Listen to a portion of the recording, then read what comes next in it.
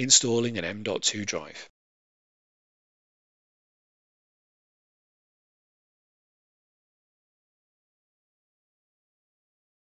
Adjust the retainer on the M.2 adapter to accommodate the M.2 drive you wish to install. Insert the M.2 drive into the connector at an angle. Push the M.2 drive down until the notch catches on the lip of the retainer. Slide the retainer forward to secure the M.2 drive. Install the server cover.